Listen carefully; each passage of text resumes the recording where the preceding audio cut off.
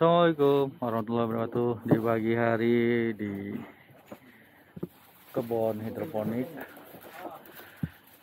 Buat teman-teman yang ingin menjadi seorang pengusaha di dunia pertanian, kita sedikit sharing langsung nih sama pengusaha pertanian expertnya, Pak Kris. Nah, sibuk Pak. Wah ini.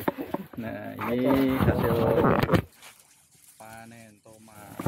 Jadi, untuk jadi pengusaha petani gimana caranya Pak Kris? Harus seneng dulu Pak. Ya harus senang dulu. Sesuatu yang nggak seneng nggak kayak Pak. Harus happy ya Pak. Harus happy. Biasanya milenial tuh gimana jadi seorang petani Pak? Mesti ciptain sistem pertaniannya yang fun gitu. Yang fun ya? Iya. Contohnya? Kayak kita nanamnya tuh medianya nggak harus kotor-kotoran. Oh, jangan tanah ya udah. Makanya hidroponik. Hidroponik. Sorry, saya singkirin dulu. Terus apa namanya, keberhasilannya bisa dipastiin. Bisa mungkin sampai 90% bisa berhasil. Oke. Jadi mengurangi kegagalan ya? Jadi kan nggak boring ya. Nggak boring. Ya. Oke. Mau dibawain ini juga Pak? Udah nggak apa-apa, bawa aja. Bawa ya. Tadi saya titipin Pak Setiawan. Nah terkadang ini anak-anak milenial itu kan ngambil sekolah ya, D3, S1. Terus setelah lulus tuh dia nggak kebayang mau jadi apa gitu. Kebanyakan kan pinginnya kerja Pak ya. Iya. Nah bagaimana sih biar anak muda itu punya jiwa entrepreneur Pak? Iya. Ya sebenarnya sekarang anak-anak muda tuh mesti banyak lihat ke lapangan. Oke, melihat di lapangan langsung ya, terjun iya, ya. Terjun ke lapangan, makanya kan sekarang, ada apa di sana? Ya sekolah-sekolah itu kan sekarang udah nggak kayak sekolah zaman dulu. Oke. Teori di kelas gitu kan, sekarang kan lebih banyak interaksi, diskusi gitu kan. Nah tinggal terjun ke lapangan gitu, lihat. Iya, melihat langsung. Ya potensi-potensi apa, jadi dia juga kan berpikir kan. Oke. Nah dengan apalagi sekarang media-media internet apa kan udah setiap orang udah pasti pegang handphone, pegang lihat internet gitu. Betul. Nah dari situ inspirasi untuk itu menimbulkan jiwa entrepreneur ya, itu ya timbul. Mungkin mereka tuh karena semangatnya masih muda, tenaganya masih kuat ya benar-benar dalam mencapai apa namanya kesuksesan itu bisa lebih cepat gitu. Benar. Apalagi mereka kan kerjanya kan selalu berkelompok. Benar. Punya apa namanya, komunitas ya. Iya benar. Linknya juga mereka hebat gitu, kuat gitu kan. Betul.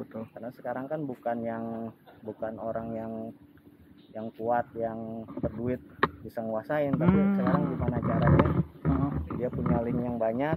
Dia bisa networking ya. Networking. Even misalnya nggak punya modal udah bukan alasan sebenarnya Pak Kris. Alasan itu maksudnya. Kalau dulu kan nggak mau jadi pengusaha nggak ada modal nih.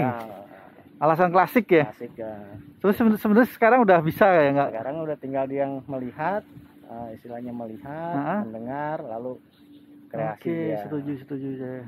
Dulu kalau kita mau apa namanya sukses harus ada di kota, harus ada di tempat yang begini, harus yang begini. Sekarang kan dari daerah-daerah aja bisa kreat sendiri, masukin ke Berarti nggak harus ke kota nyari kerjaan gitu ya. Di daerah-daerah tuh bisa ya. Nanti sistem pedesaan gitu ya. Online kirim.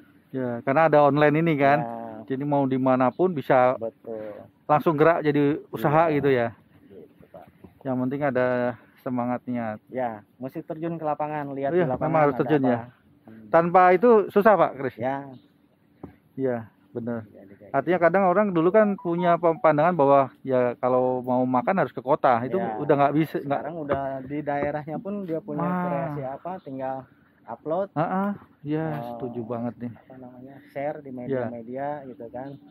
Dengan adanya teknologi online ya. Iya, bayar tinggal kita kirimin. Oh iya, benar. Jadi sebenarnya mau di kota mau di desa sudah sama aja ya. Ya. Sudah merata lah. Sudah merata semua. Ya dengan teknologi online pun semua usaha bisa dijalanin ya. Nah untuk menjadi petani hidroponik gimana nih Pak? Awalnya dari mana sih? Mulai geraknya nih kalau misalnya kalau kita lihat di sana kan udah jadi tuh. Ya. Ya, ini gimana nih untuk dari nol? Ya pertama yang tadi kita discuss sambil jalan itu kan Pak, yang kita punya apa namanya punya jiwa sebagai petani.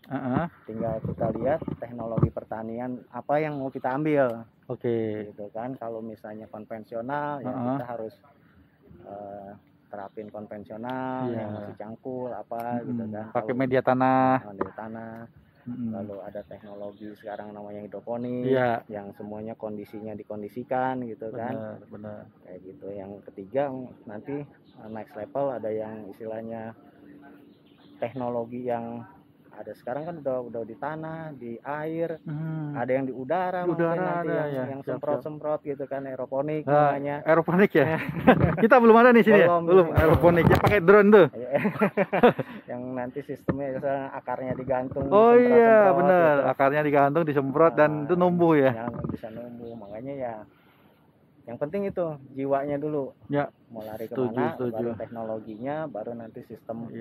Pemasarannya. Nah biasanya nih Pak Kris, maaf nih, anak milenial kan banyak maunya nih Pak, mau ini, mau itu, banyak. Nah, bagaimana sih biar agak fokus sedikit itu Pak? Ya kalau selagi dia masih mencari jati diri, mau ini masih bagus Pak. Oh itu masih bagus ya itu ya? Masih mending ya? Masih mending. Daripada nggak mau sama sekali. Sama sekali. Iya. Tapi nanti ketika dia udah ketemu sama yang dia yakinin dia mana yang pas gitu ya, barulah fokus. Iya. Gitu, tapi saya sendiri gitu Pak Kris, mana aja, tapi mana nih yang pas?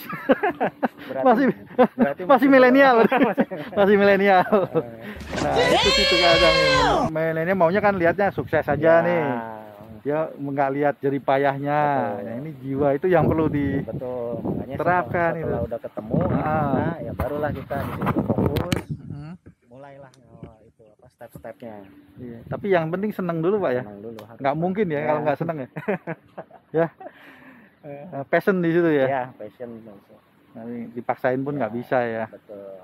Nah, terus untuk yang kayak petani hidroponik ini, milenial itu bingung Pak, jualnya kemana gitu. Terkadang itu gimana Pak solusinya itu? Ya itu dia sekarang kalau kita usaha mikir mau usaha tapi harus udah ada yang beli, mau usaha tapi harus udah ada yang ini kan repot gitu. Jadi istilahnya disinilah jiwa bisnis itu diasah nih. Untuk gitu. mikir ya. Untuk mikir gitu kan. Oke. Sekarang kalau mana yang mau duluan kita mulai gitu kan, kita siapin terus kita jual atau kita milih jual dulu baru disiapin itu kan. Nanti kita yang lihat gitu. Kalau sekarang kalau mau mulai siapa yang mau beli, mikir, banyak mikir dulu, nggak jadi gitu.